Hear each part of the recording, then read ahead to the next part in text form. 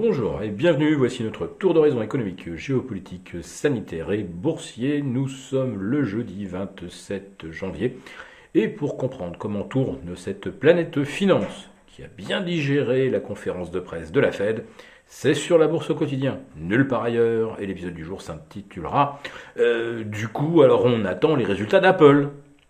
Oui, parce que la conférence de presse de la Fed hier soir n'a pas fait dérailler Wall Street, malgré un ton plus ferme et résolu contre l'inflation. Les indices gagnaient certes entre 1 et 1,5% et ils sont revenus quasiment à l'équilibre. Bref, on semble défendre les supports, notamment les 13 500 sur le Nasdaq, les 4004 sur le S&P.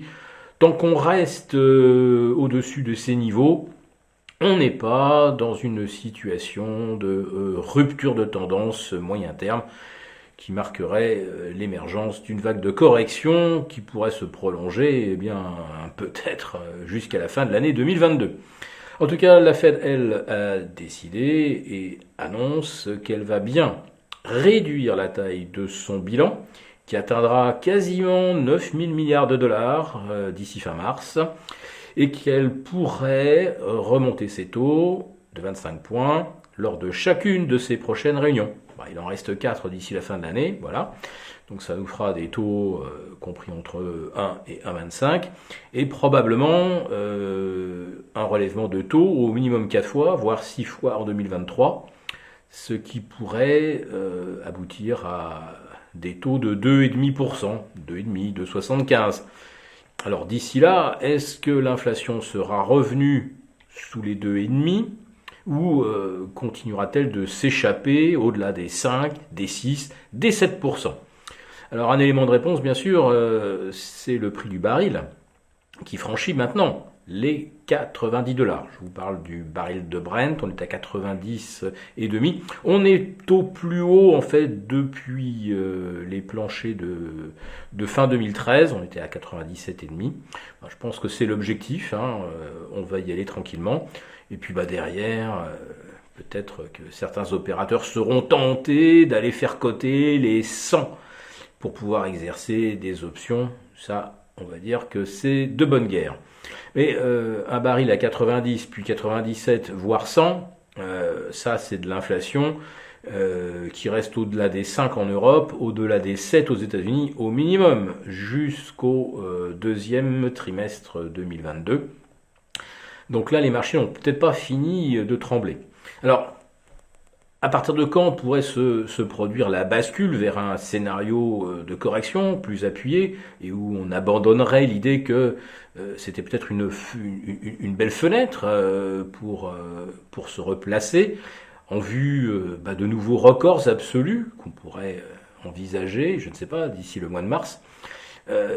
Si l'on passe les 2% sur le rendement du 10 ans américain, sincèrement, je crois qu'il faudra plus s'accrocher à cet espoir de revoir les sommets.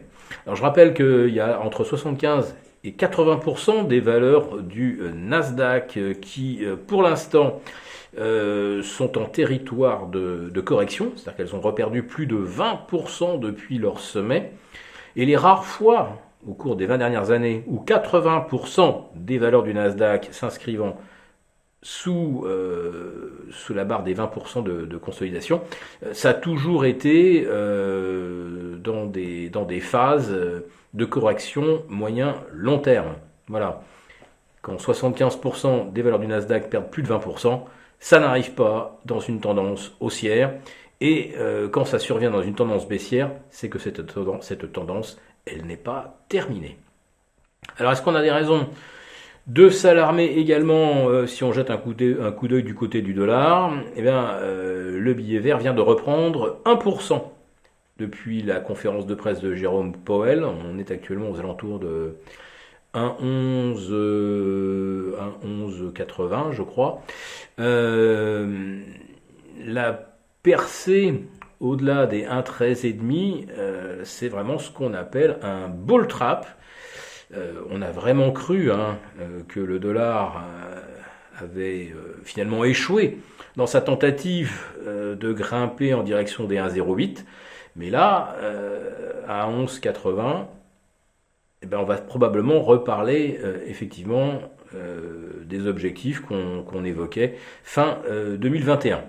Et qu'est-ce que la hausse du dollar peut signifier également? C'est que le contexte géopolitique se tend et on observe le réflexe naturel qui consiste à acheter du dollar lorsque ça chauffe entre l'Occident et la Russie ou la Chine. Enfin, c'est surtout le méchant Vladimir Poutine qui met les opérateurs en transe parce que on lui prête naturellement des velléités expansionnistes, d'envahissement du Donbass et toute la presse occidentale tente d'entretenir un climat de stress. Donc, est-ce qu'à un moment, à force de brandir cette menace, est-ce que cette menace ne va pas devenir une réalité? Personne ne peut le dire pour l'instant, mais en tout cas les cambistes, eux, prennent leurs précautions. Voilà. Donc le rebond du CAC hier vers les 7000, c'était probablement, comme je le disais, une occasion de reprendre de la couverture. A priori, on se sentirait beaucoup mieux avec quelques BX4 que 100 au cours des prochaines semaines.